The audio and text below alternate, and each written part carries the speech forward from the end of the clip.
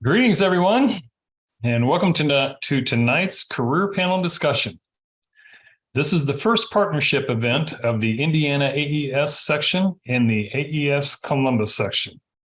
Working together, and I believe there's going to be some truly valuable conversation and information sharing tonight.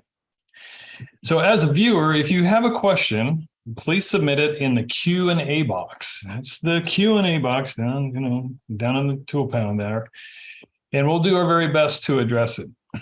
So tonight's topic is summed up with getting connected in professional audio through internships in fields of corporate AV production or live performance theater with industry professionals. And I'm delighted to say that we have a splendid group of industry professionals with us tonight. So perhaps the introductions are in order. So please welcome Ted Chandler from Markey's Rental and Staging. Markey's are the providers of audio and video services to corporate customers. Also welcome Lesley and Fogle. Lesley is the AES Columbus Chair and Music Tech Internship Coordinator. And Paul Kavicky from CAPA. Paul is the head of audio and video production at the Ohio, Palace, and Southern Theaters. I'm Dill, Indiana AES Section Chair, and your ringmaster for tonight's festivities. So that being said, a sincere thanks to everyone for taking time out of your busy schedules to be with us tonight. So let's get started. So Paul, you're up first, buddy. Yes, sir. So Paul, as the head of AV production from CAPA, please describe your general work, your general job responsibilities, and the people that you oversee. Sure. So I work for CAPA, Columbus Association of the Performing Arts. We manage about 7 theaters here in Columbus, Ohio, including the 2 that are the 3,000 seaters that all the Broadway tours go through, a pair of 1,000 seaters that are for, well, appropriately sized shows for that, and then at least 2 more spaces that are getting down to more affordable levels, community levels. In the larger venues, you support the tours coming through, but it is in the 1,000 seaters and the 500 seaters that we do most of the production work ourselves. Okay. And that's where it gets more interesting. This level of theater is covered by IATSE, so I am a union member of the International Alliance of Theatrical and Stage Employees. One of the things that I do is anything that requires us to be doing the sound for a show, I tend to go to whichever of the theaters that requires us to be doing that production. The way my contract is orchestrated with CAPA, it is such that I'm always what they call in contract terms, the department head. So I'm always the boss of that department in whichever theater, whichever show. So that's fortunate for me. Between both CAPA having multiple theaters and IATSE itself, you could tell me how much I should mention it now. There's 2 different sort of internship programs that are there in tandem, and they're both helpful for leaning your way into a live sound situation that's really sustainable, really career worthy. Cool. Well, we're going to get to more of that. That's okay. That's for certain. We'll get to more of that. So Ted, could you tell us a little bit about the various positions that you've had over your tenure there at Markey's, and a bit about the types of AV production that Markey's Rental and Staging is involved with? Sure. I started with Markey's back in '97, and this is my 8th role with the company. I did everything from driver and delivery guy, setting up, for a little press box out in the field for a groundbreaking. So it's kind of the smallest size audio things that we would do for Markey's. And then I've worked as a road technician, a service technician, in-house in hotels, for shows that come through the hotel properties.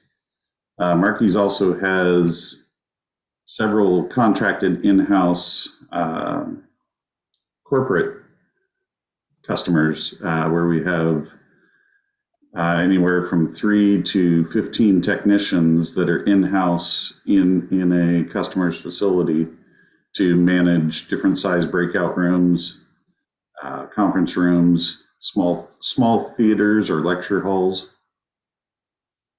So keeps us hopping. Yeah. We have a lot of audio going on. Everything to get the message out. So whoever's got that message, just share. You know, the CEO, the CFO, the sales guy that wants to get his materials, products sold. We make sure that message is heard. Cool. Perfect. So Lesley, as the coordinator, share with us about Music Tech internship program.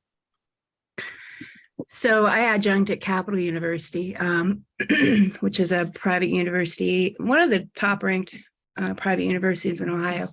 And they have a pretty good music technology program. It's a 4-year program. And then the internship is field experience is the capstone of that. So I usually work one-on-one with students, whether it's their junior internship or it's their senior internship. I work one-on-one with them on their field placement, going over what their focus is, different areas that they can expand that focus or shrink that focus. And then my regular gig is I do post-production for picture and field sound. And so I dip in a lot of field things myself. Awesome. That's awesome. So let's go back to Ted. So Ted, we understand that Markey's has used internship programs before. Can you tell us a bit about it and how that program was set up? Can you describe it? Do you have success with it? Sure. It's definitely on the small scale. We have had one successful intern go through our program. So it's a baby program, but we have a 100% retention rate because she went through the internship program and then signed on full time. So she came on as an audio intern, kind of post-COVID. It was February of this year, and we had plans to have her shadow and eventually maybe work some events as an audio assist or A2, helping to mic up the talent before they hit the stage. But as busy as we were, we really had to expand what we envisioned the internship to be, to not only include audio, but the other facets of what Markey's does. And she took to the other trades very well, picking up on video and lighting, and that prepared her to just go right into a full-time position in Louisville. Oh, okay. How did that intern find their way to you? Do you know? I believe it was a connection through our general manager, Brad Ehrlich, and it was through the Jacobs School of Music down there in Bloomington. Mm-hmm. And Brad has a child attending IU down there, and so I think that's where the connection came through. Okay. And she needed to fulfill that internship as part of her final requirements for graduation. Okay. Very good. So, Paul. Yes, sir. Could you share with us what an internship program in live theater industry looks like, and what degrees of success or failure you've experienced? The one thing I don't know, even though my degree is in theater technology, I still don't really know how many people on the performance side. I don't know how many of them continue to find work in performance theater. On the other hand, all of my technical theater friends are really working in the field. There's a tremendous success rate in it. And I know the people that are really seeking out internship opportunities aren't just coming in because they want to push boxes. They want to push faders. They want to do the real work.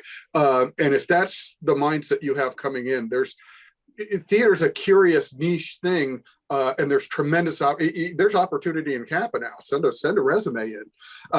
What we generally are doing, we set this up last year. We're using the Lincoln Theater. It's one of our smaller spaces. It's 565 seats, so it's not infinitesimal. It has a proper sound system, D&B speakers, Yamaha CL5.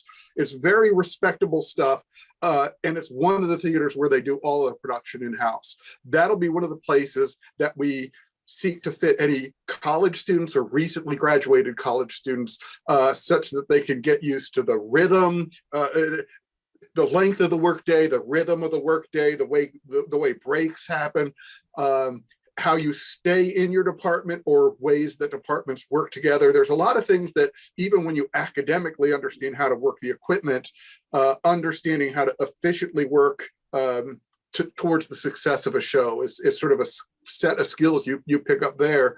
And I have a good sense. I can't give you a number the way Ted did. I can't tell you how many people that went through the internship have really stayed through the industry, but I suspect that the number is fairly high. Oh, that's great. That's great. So could you outline what you're looking for in a theater candidate as far as their education, their experience, and their skill sets and their attitude? I think you touched on some of those, but could you be perhaps a bit more specific about what kind of education background you're looking for, or experience that you're looking for as an intern, particularly? Now, I do like people that are coming from a college where they've had some sort of education, and that's something I've done. I think I don't think it's an either or. I mean, I think you can get education, but you will need real world experience too to take the experience of doing the work, but the education of how to use the equipment. I sometimes jokingly tell interns or younger people seeking work that like I don't need a resume to list every single mixing board that you're able to operate, because if you're really applying for a sound job, I'm just going to assume you have some sense of how to operate a soundboard. That's not the part that I'm interested in. And this sounds terribly boring. I'm really interested in people that are reliable. Just show up on time and sober and do your job. What's funny is a way that I've given myself some job security amongst the production managers and other people I work with. They say they never have to give me instructions. They just check in on me every once in a while because I just do the work. They don't ever have to babysit me.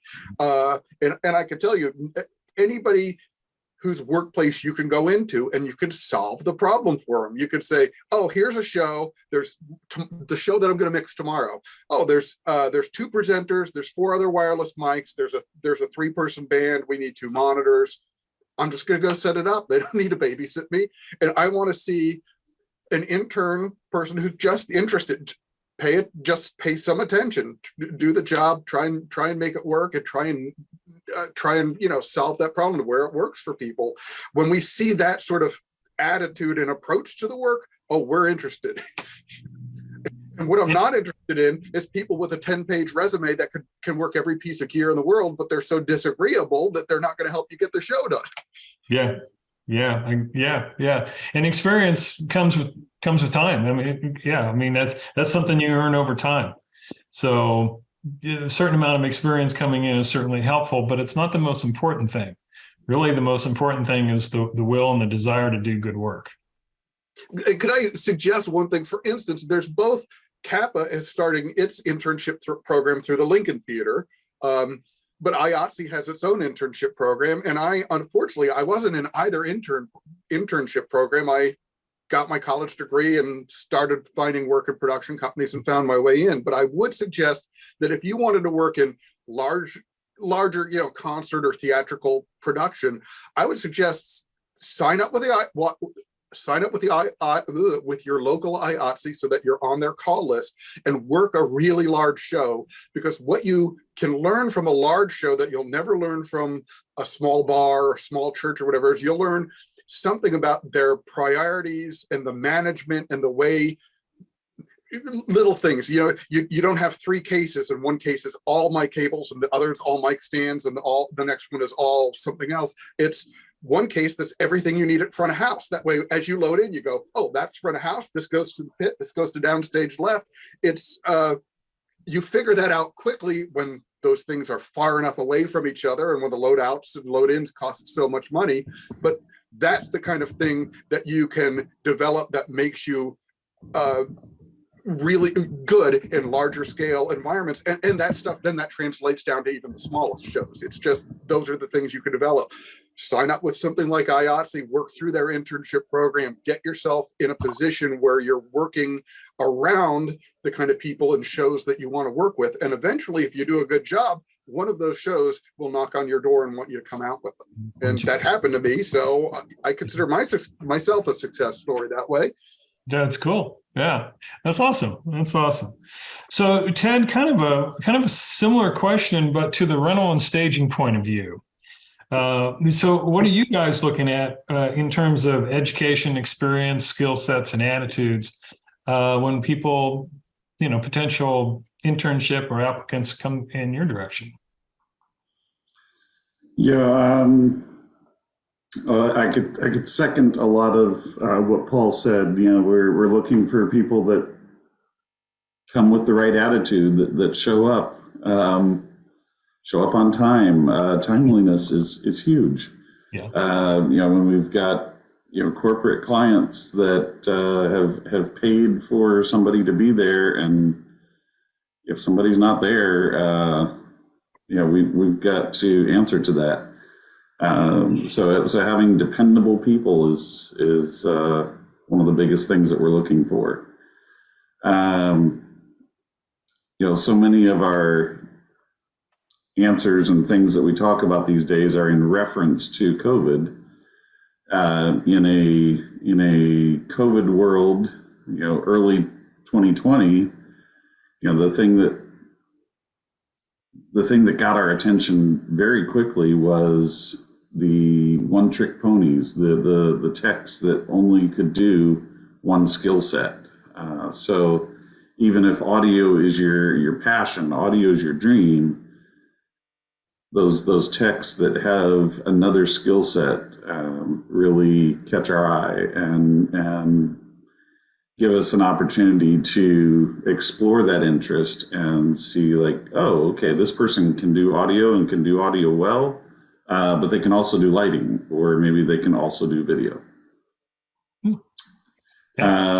I did want to piggyback on one of the questions that came through, asking about internships at Markey's. Are we openly advertising the internships on our website? Excuse me, on our website, there's all of our jobs are posted, but our internships are not posted. So you would just need to write to myself at Markey's, Chandler@markeys.com, and I will talk to the right people, and we'll figure out how to make it happen. Okay. All right. Hey, something I think that Paul, I think you both touched on, and Paul kind of touched on too, is like when Paul said that you don't need to know every board in the universe. It almost sounds like they're saying that it is the aptitude, it is the ability to troubleshoot. You're not going to walk into any place and nobody's going to hand you the board. Like, they'll show you their gear. It's the aptitude and having worked with gear, I think. Yeah, and some of that experience. Just yesterday, we got a request for a show that's coming up that needs 10 QL1 experienced operators, and it's very music heavy.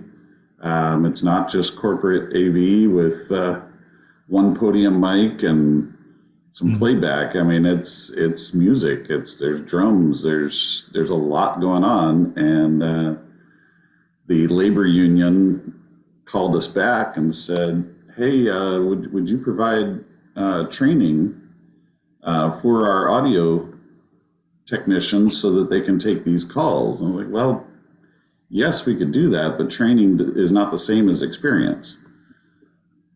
Yeah. So, yeah, indeed.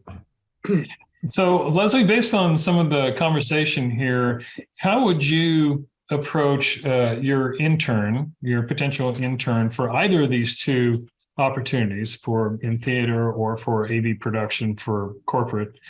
How would you speak to and prepare an applicant for those job opportunities?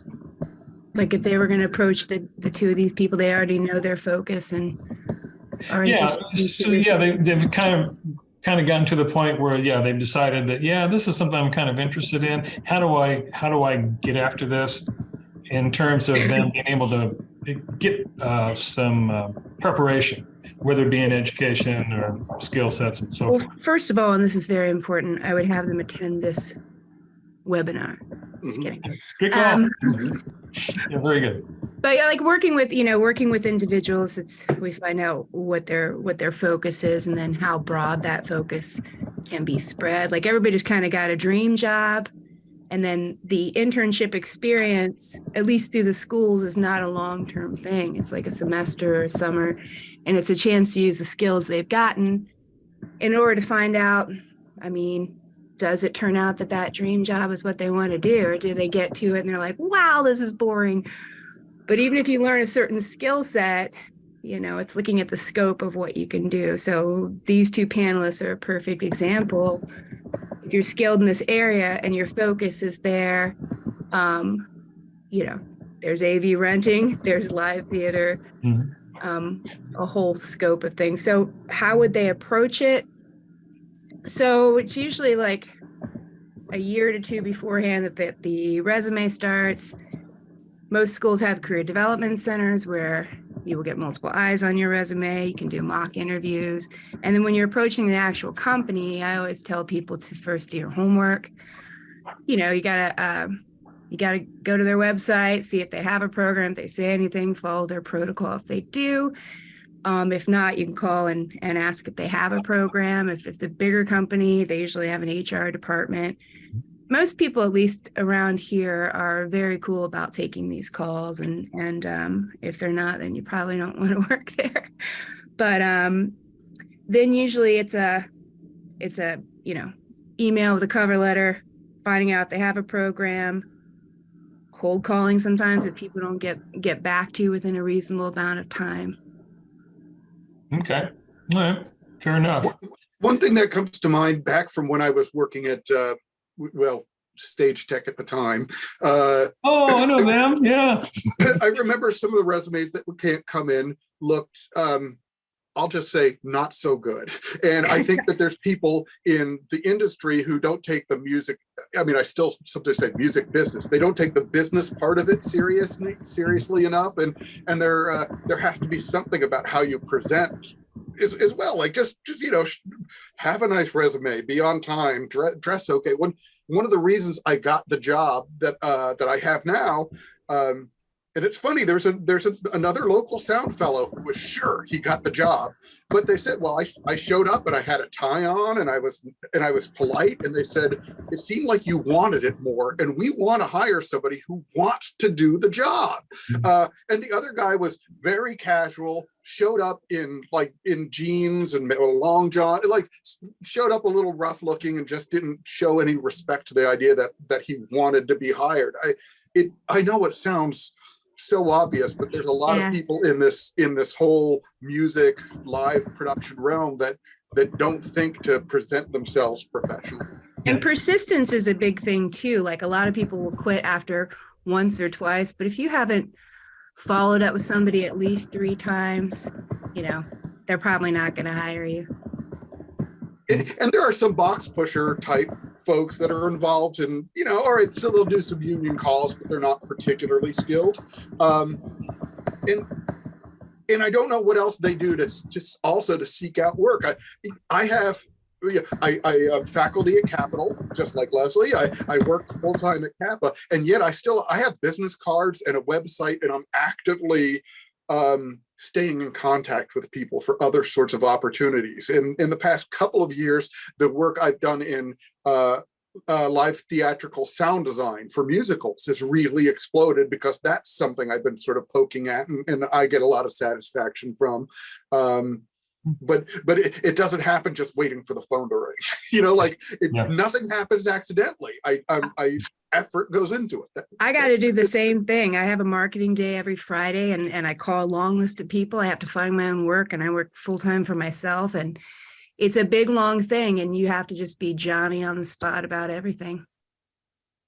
So Ted mentioned about how to basically answering how to contact Markey's for an internship opportunity.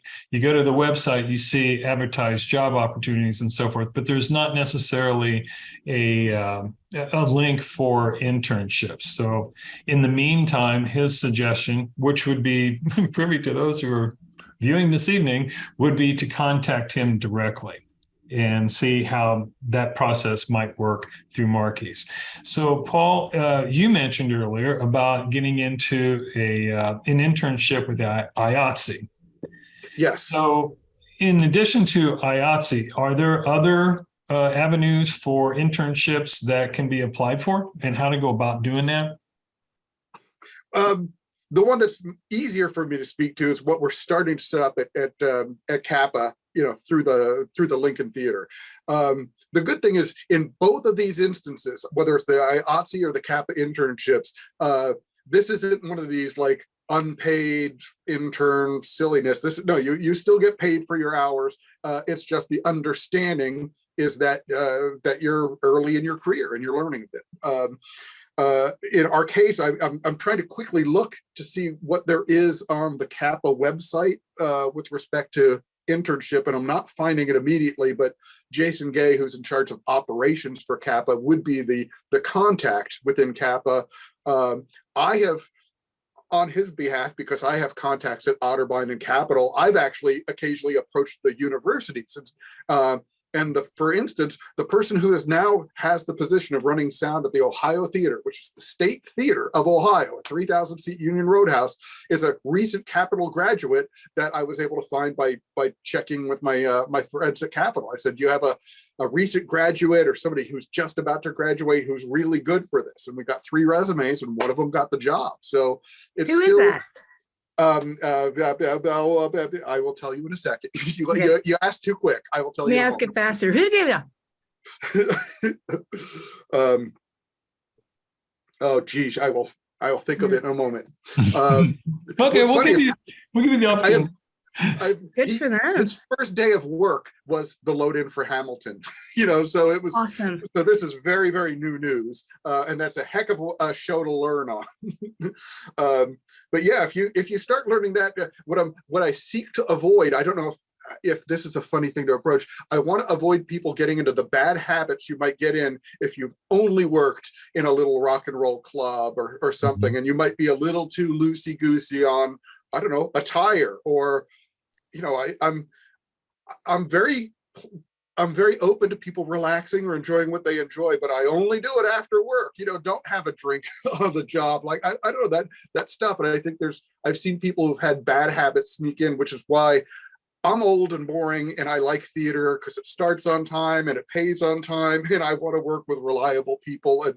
And that's actually how you turn it into a career instead of a job. Yeah. Also, the IATSE side of it brings you into pensions and healthcare and the other boring sounding things that make it sustainable. Yeah.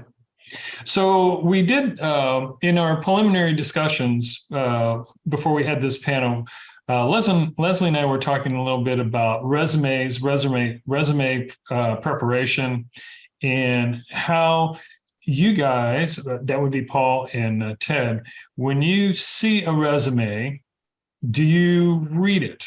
Do you look at it? If you do, what is it that you're looking for when you do that? Paul, go ahead. If somebody has a resume that lists some good general skill sets. Hey, I'm familiar with lighting, familiar with sound, worked on these shows in my high school. We already have enough to get talking. That's great. Okay. Okay. What about you, Ted? I mean, what are you looking for if a resume lands on the desk? What catches your eye? So I would couple that with our application process, because even though I mentioned before, we don't actively advertise our internship program, we would still have people go to the website. There's a I can't remember what it's called exactly, but it's basically like an open job description. Like you can just kind of fill in the blank of what you'd like to do. Like, let me just create my own job description. It's not a posted position, but it allows somebody to just fill in the blanks and say that they're interested in something. So when it comes to filling out the application, if somebody will take the time to explain some of their past experience, not just listing off, like Lesley said, not just listing off the boards that they can run, but if they spend time writing down or typing down the experience, what the question is asking for in the application, as opposed to some of the things that we see is see resume, see resume, see resume. So then, we're seeing that somebody doesn't want to take the time to even fill out the application.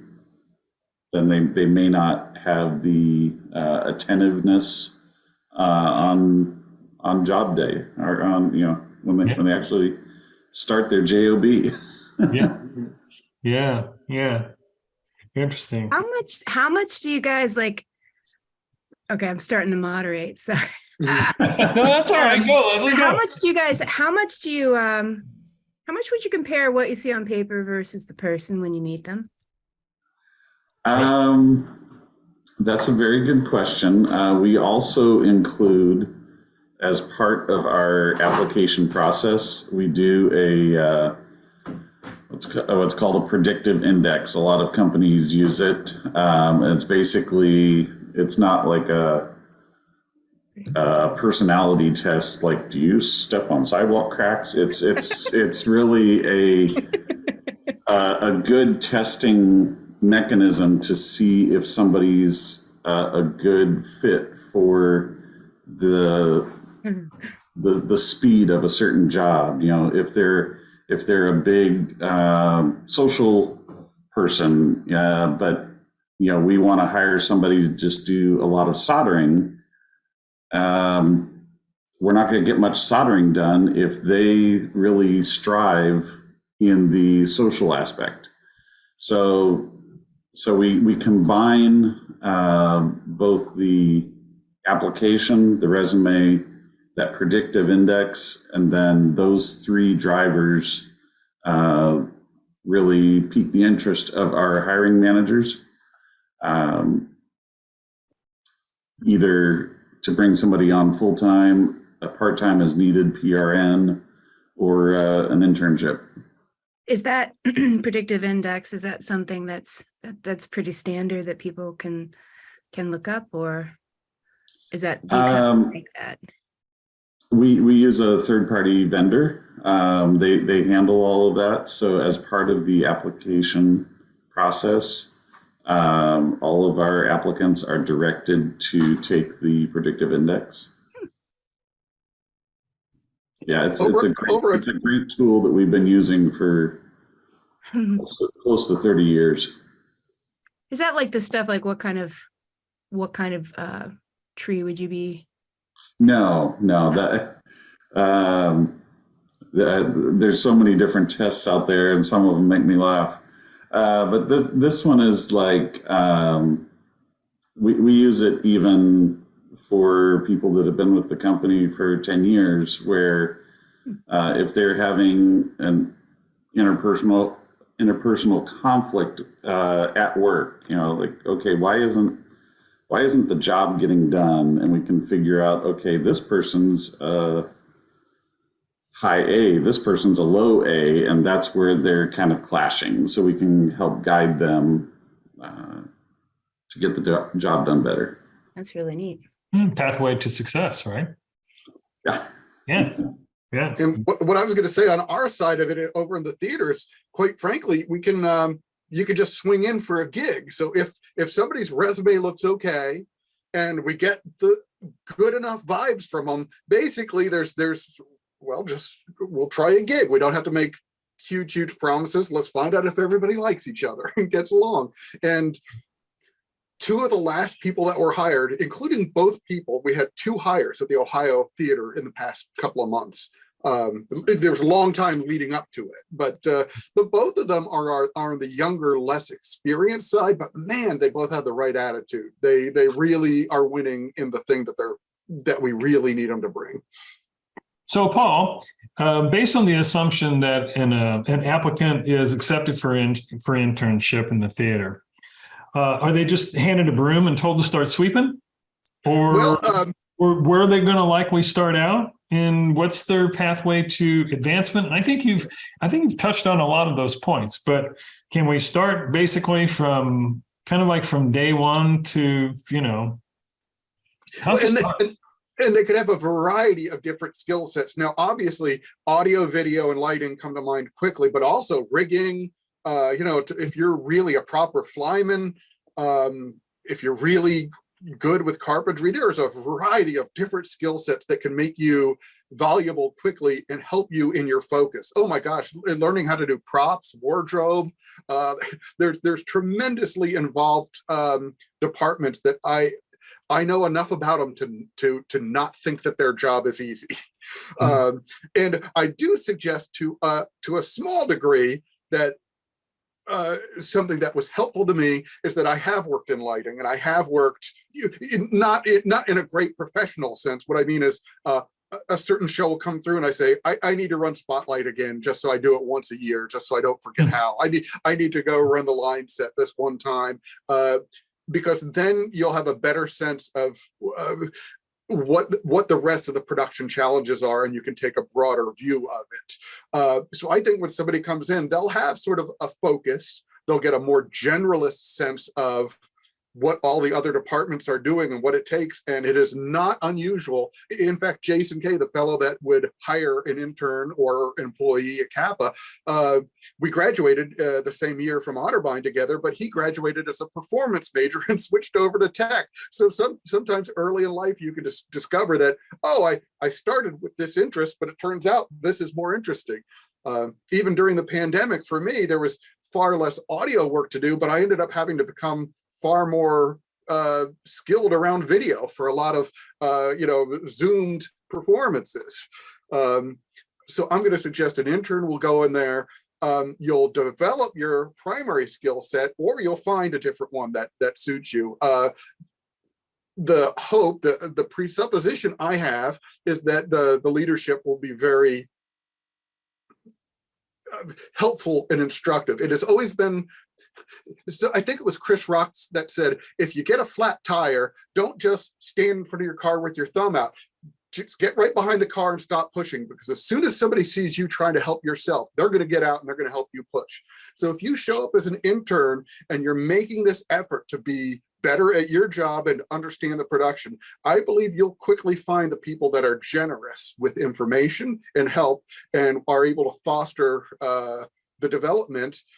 Because the one thing I know, the Southern Theater is where my office is, and I jokingly call us home of the 4-person call, because there's sound, lights, props, and the head carpenter person. The 4 of us do most of the shows all the time, because we know that the other departments are going to be handled right, and we end up getting to joke and relax more than any of the other theaters. But to pat myself on the back, the Southern Theater where I am, we get more positive, congratulatory notes from clients than all the other theaters put together. Because when you're able to focus on your department and your team is together, you can really spring forward. So I hope that's the kind of thing that is discovered by an intern. They can go in there, find, I really despise the old jokes about sound and lighting people being like oil and water or cats and dogs. I take the idea that like we're all on the same team to make the show successful, and when the show is successful, everybody wins. You don't right. pretend that the departments are fighting. You're on the same show. I think you really have to internalize that and develop this. And again, a lot of the skills are just getting used to the long days, figuring out what's important. You figure out when you can work and when you can sort of relax back. When are things going okay? And I just want all of that for the interns. And so my presupposition is that at the Lincoln, they have or are getting more and more department heads that can fill that role for the interns coming in. So you'll get paid to work within a department. If the responsibility won't always be all on your shoulders. And there's that sense that, all right, here's where you're not supposed to make horrible mistakes or tank any shows, but we understand it's a learning process. So Ted, how do you guys handle that when you have new hires, for that matter, and using the hand them a broom and tell them to start sweeping? Well, I know you guys already have a janitorial service, so we don't even need to go there. So how do they actually get started?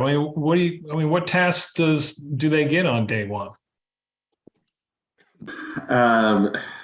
Oftentimes they are, I don't want to overuse this phrase, but they're thrown in the deep end. They may even be asked to work a show, not just shadow. Okay. Yeah, we, especially coming out of COVID, we were desperate for people. We were desperate for people, and I spent many years as a tech, but now I'm doing training and development. So I was kind of, taken out of mothballs to go work gear that I haven't touched in 5 years. So, if we've got that willing applicant, intern, PRN, or full-time, if they're willing, they've showed up, we're going to put them to work, not just sweeping the floor. They're going to have an active role. Our PRN/intern from late January, early February. She was with us not even a week before we realized, wait a minute, we're so understaffed that we need to put her in a show position, and she did a great job at it. She realized what needed to happen. And took initiative, basically. She took initiative. It's all mentored, right? Like you mentored him every step of the way, though, right? Like so she did such a good job that the client never really knew that she was an intern. Yeah, well, that's spoke well for her and our training, I guess. Yeah. So Lesley, there's a question that's come in here that is directed for you. And that is, would you recommend an unpaid internship to job pipeline type of deal? I'm assuming it's definitely a case-by-case sort of thing, but I'm worried about getting locked into doing something. Any advice for how to approach? So I saw that question and I was not quite sure. If you were hoping Jay wasn't going to ask, right? I didn't know. I wanted to answer it live, but then I forgot that they're on a different side of the Ethernet. So you're saying, would you recommend an unpaid internship to job pipeline type of deal? So you mean that you would take an unpaid internship with the idea that there's a job at the end? I'm not really sure what you're saying, because you can always I'm not 100% certain either, but it sounds like to me like, would you recommend taking an unpaid internship just to learn the ropes in order to be able to gain the experience to perhaps continue in a paid environment, or maybe find a job differently, in a different organization, but for the mere purpose of experience? Absolutely. The obviously paid internships are preferred, especially, being 4-year students, having this experience, and you're wanting to start to look at yourself as a and your career potential, and your time is valuable. And we all have to you're at that age where you have to make bills meet and everything like that. So usually the college internships are pretty temporary.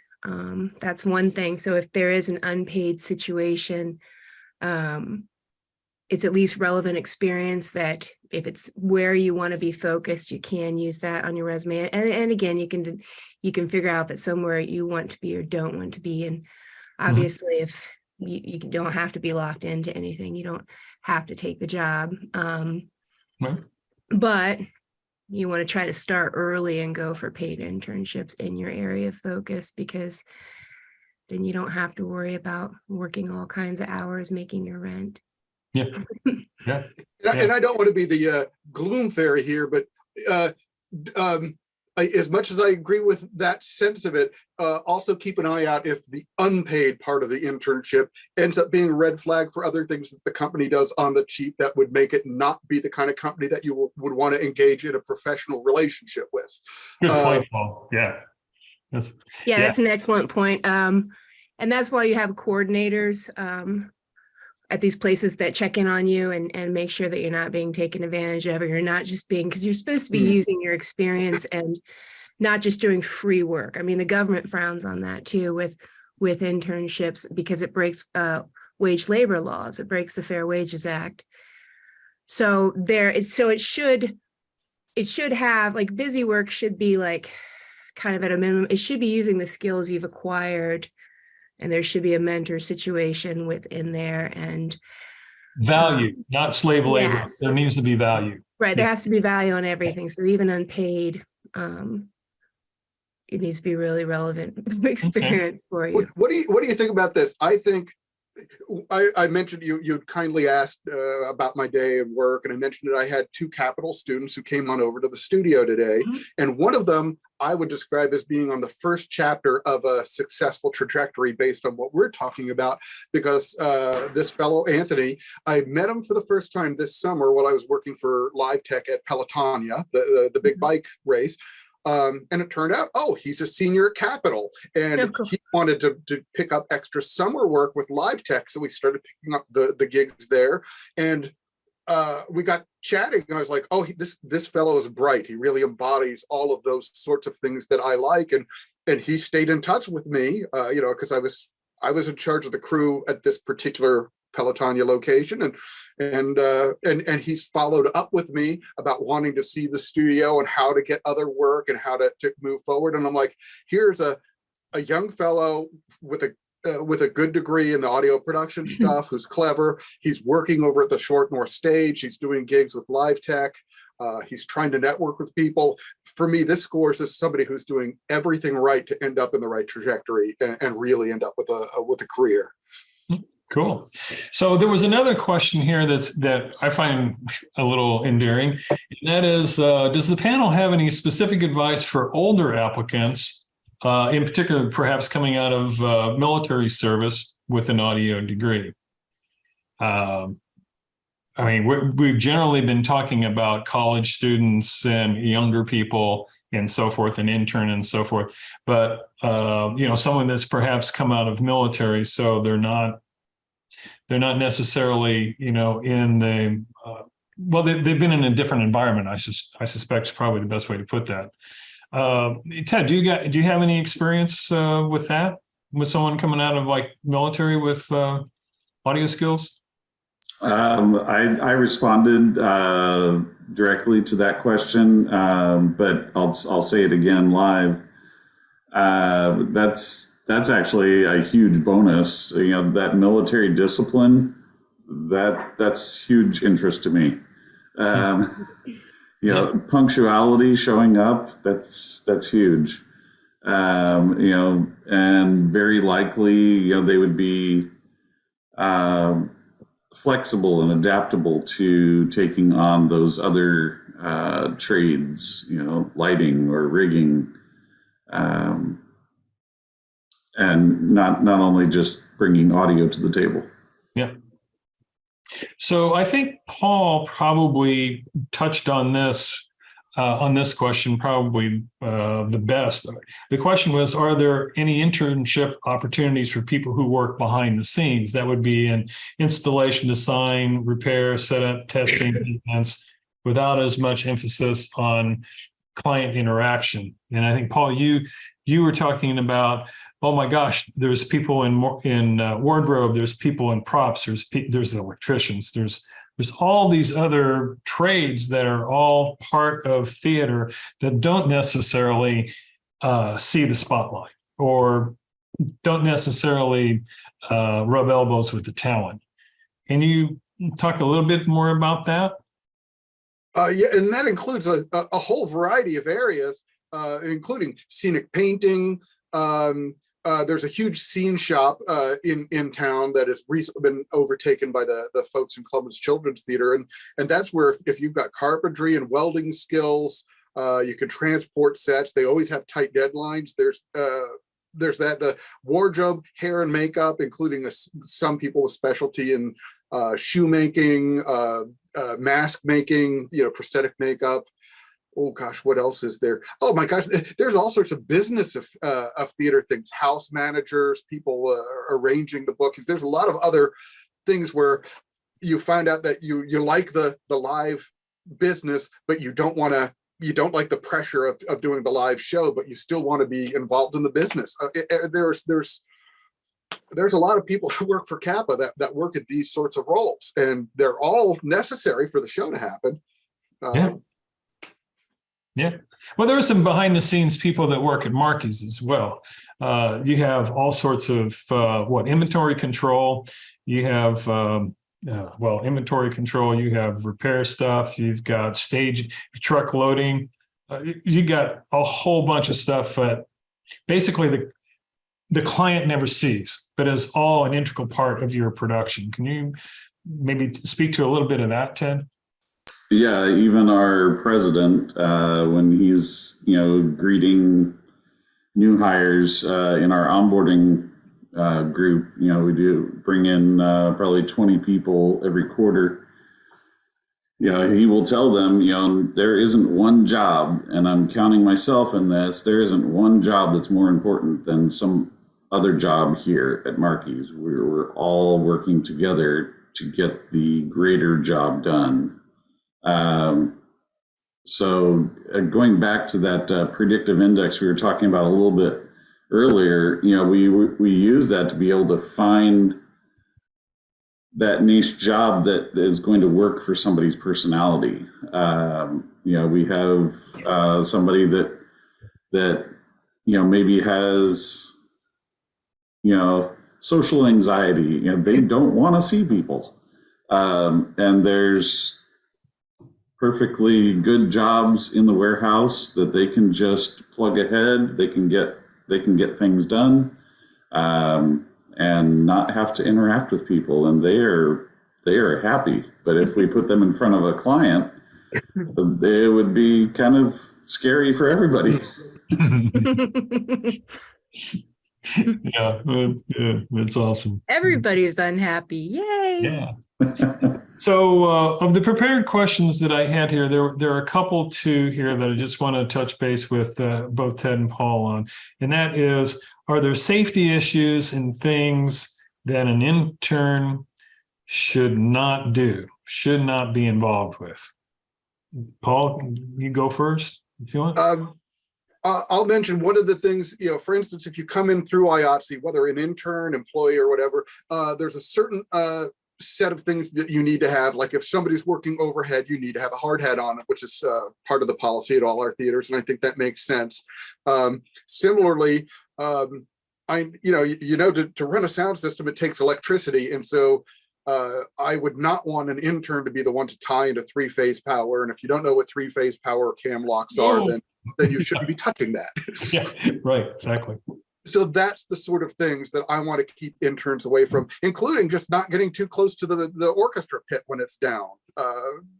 There's things like that, or knowing where not to be when people are moving large pieces of scenery or things are flying in, just sort of a situational awareness. no shocking information, but yeah, we want to keep you away from high power, keep you away from situations where you could truly fall. Okay. Well, Ted, are there some known caveats that you convey to people when they first start out? For sure, because that's part of what I do within Markey's training and development, putting courses together, both online and in person. And, we make sure that whether somebody's an intern or a new hire, that they're properly trained before they're asked to do, three-phase power tie-in. We don't want anybody to get injured on the job. So we've, even in the warehouse, we've got these, we call them clown shoes, but if they don't have their own pair of steel-toed shoes for safety, they'll have a slip-on variety that can protect their feet until they can get an actual pair that fits them right. I don't even think this needs to be said. One of the few instances I can think of somebody showing up for a show and being just sent home right away was a guy who showed up in flip-flops, and he was supposed to be unloading trucks and stuff. I don't know how to explain to an adult that's if I have to explain to you why that's wrong, you're just not even supposed to be here. Yeah. So Lesley, I second that. Yeah. So Lesley, there was another question that came in. What types of communication are most useful in the field, specifically to be sure your voice gets heard? Screaming. I'm just kidding. Well, I'm a call person. Obviously calling, emailing. I'm a call person though. So I guess it depends on who it is you're talking to, but I do notice a lot of younger people are afraid of the phone. Well, when they say those mock interviews are good, and then like with your coordinator, you'll have a lot of calls and just like quick calls and check-ins and things like that. But most useful. Is that what you mean? Like different types? I'm not certain. Most useful communication are most useful in the field, specifically to be sure your voice gets heard. I'm thinking that's kind of like in order to bring positive attention to yourself for the purpose of advancement. Like, not just being accepted for having shown up and done the job, but have some sort of attention to oneself for showing up, doing the job, and doing the best job that you could do. I think maybe that's what they're asking about. Do you get any? Well, I would say case by case basis. It just depends on what place you're wanting to be heard. If it's a corporate environment, you can't show up, but you can call, send texts and emails. Speak up is basically what you're saying. Yeah, it just kind of depends. If you're working in a live situation, when they're not during a show, it might be. This is probably a question for these guys. It might be okay to pop in and say you're interested, or, personally, I guess I'm not 100% sure about the answer that they're looking for. I've got one possible answer of numerous answers, and it's a little bit Buddhist. It's a little counterintuitive. Help other people. One of the best ways that I actively network is anytime I can put together a client and a technician, or anytime I could get people together. I don't want anything. I don't want to be paid. I just keep helping other people. All of a sudden, that kind of network, that's real networking. It's not just handing out a business card with a cocktail in your hand. It's, putting real people together with real work. You will be remembered, and you will have become loud in more places because you will be remembered for helping that way. And I guess it also depends on what it is that you want to be heard about, which is what I'm not understanding. Like, excuse me, do you want to be heard to be able to get to the top of the resume pile, or do you want to be heard for your ideas? So that's what I'm not sure about.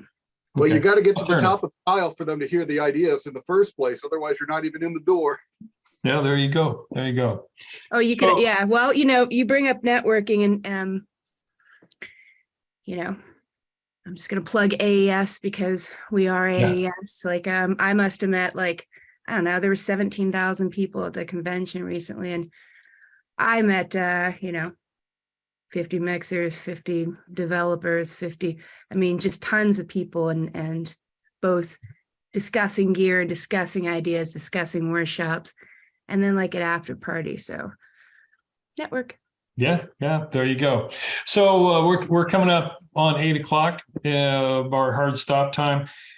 One last thing. Ted, do you have any closing remarks that you'd like to share? Just in that being heard, I would put in there documenting what you want to be heard by others. One of our guys, he was a driver, kind of frustrated in his position, and I said, "Hey, go to events, and you're just there to pick up the gear.